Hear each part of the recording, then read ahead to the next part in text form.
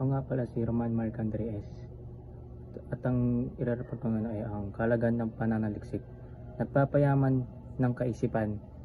Lumalawak ang kaisipan ng isang mananaliksik dahil sa walang humpay, nagbabasa, nag-iisip, nanunuri at naglalahad o naglalapat ng interpretasyon.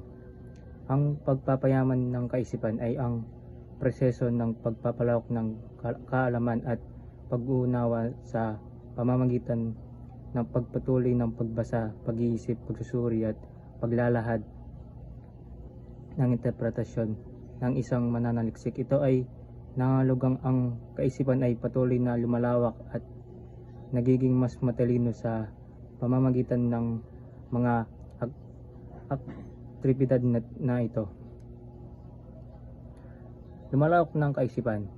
Nagpapalawak ng kaisipan ang interpretasyon ng isang manunulat sa mundo na pananaliksik dahil sa marami siyang nakasalumuha sa pagkalap ng mahalagang impormasyon, pagbabasa, pagkalugad sa mga ugnay na literatura.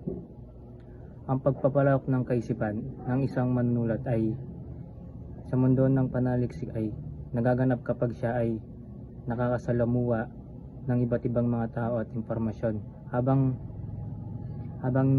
nagsasagawa ng pananaliksik. Ito ay nagpapalawak ng kanyang pag-unawa sa iba't ibang perspektibo at nagbibigay sa kanya ng mas malalim na kaalaman sa kanyang lipunan. Nililinang ng tiwala sa sarili. Tumaas ang respeto at tiwala sa sarili. Kung maayos at matagumpay na isa katuparan ng ang alinmang pag-aral sa isinagawa.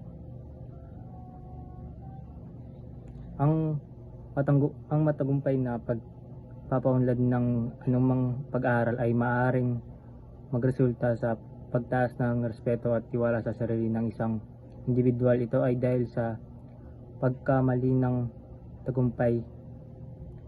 tagumpay, maaaring maipakita ng isang tao ang kanyang kakayahan at ang kanyang kahandaan na harapin ang mga hamon at matanggumpayan sa mga proyektong o gawain na kanyang piniling gawin. Nadaragdagan ang kaalaman. Ang gawaing pananaliksik ay isang bagong kaalaman. Kanino man dahil sa nahubugid dito ang kanyang kamalayan sa larangan ng pananaliksik. Ang pagiging bagay ng gawaing mananaliksik ay naglalayo ng pagbibigay ng bagong kaalaman sa sinuman dahil dito nahuhulog ang kamalayan niya sa mga konsepto at pamaraan na may kinalaman sa larangan ng pananaliksik. Ito ay naglalayong mapalawang pag-unawa ng isang tao magtamo ng bagong kakayahan at kasanayan sa pagtuklas, pagsusuri at paglalahad ng mga datos at impormasyon. Pang-araw-araw na gawain. Karaniwang ginagawa ito ng ordinaryong individual sa kanyang pag-araw-araw na buhay. Kailangan mong gumawa ng pagpapatunay, paglilinaw, pagtitibay, pagsusubali o pagdaragdag ng kaalaman upang matiyak mo ang tunay na dahilan. Ang pag-araw-araw na gawain ng isang ordinaryong individual ay madalas na nagiging batayan o saligan o pagsasagawa ng pananaliksik. Kailangan niyang magkaroon ng mga proseso tulad ng pagpapatunay ng paglilinaw, pagtitibay, pagsusulat o pagdaragdag ng kaalaman upang matiyak na tunay na dahilan o layunin sa likod ng mga pangyayari o sitwasyon sa kanyang pinag-aralan. Akademikong gawain. Pinag-aaralan ang mga paggawa ng pananaliksik. Kaya inakala ng marami na sa akademika lamang na ukol ito para sa mga nag-aaral pa. Tinatawag na sulating pananaliksik o panahunang papel, term paper o ang bungang gawain ito. Ang pananaliksik ay naukol lamang sa akademikong setting sa mga nag-aaral pa. Ito ay kadalasang tinatawag na sulating pananaliksik o pananahunang papel. Term paper, ito ay isang mahalagang bahagi ng kanilang pag-aaral na naglalayong palawakin ng kanilang kaalaman at kasanayan sa pagsusuri at paglalahad ng mga datos o impormasyon. Kalakal o business. Bago pumasok sa pagninegosyo, karaniwang gumagawa muna ng feasibility studies upang malaman ng potensyal sa market at tubo at sa ikakatagumpay ng pinagbibili. Sa feasibility study ay isang mahalagang akbang bago pumasok sa pagninegosyo. Ito ay isinagawa upang matukoy ang potensyal na isang produkto o serbisyo sa merkado at ang posibleng tubo sa maaaring makamit.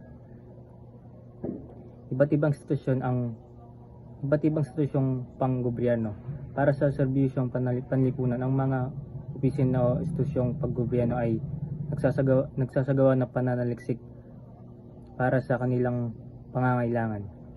Sa larangan ng serbisyong panlipunan, ang mga opisina ng institusyong panggobyerno ay karaniwang nagsasagawa ng pananaliksik upang matugunan ang mga pangangailangan ng kanilang komunidad o ng bansa. Ito ay maaaring kasama ang pag-aaral sa mga isyu tulad ng kalusugan, edukasyon, kahirapan at iba pa. Ang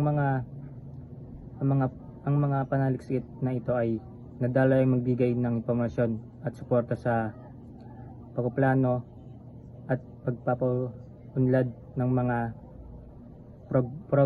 program at pulisya. Mga institusyong pribado at di gobyerno. Dumarami ang pribadong institusyon, mga nagsasagawa ng mga pag-aaral sa kapaligiran, etnikong grupo, kababayan at iba pa ang nagsasagawa ng mga pag-aaral na ito ay nagsisilbing suporta at tulong sa gobyerno at mamamayan. Ang dumaraming pribadong institusyon at mga individuals na nagsasagawa ng mga pag-aaral at iba't ibang larangan tulad ng kapaligiran, etnikong grupo, kababayan at iba pa ay nangangailangan ng mahalagang suporta at buong gobyerno at mamamayan. Thank you.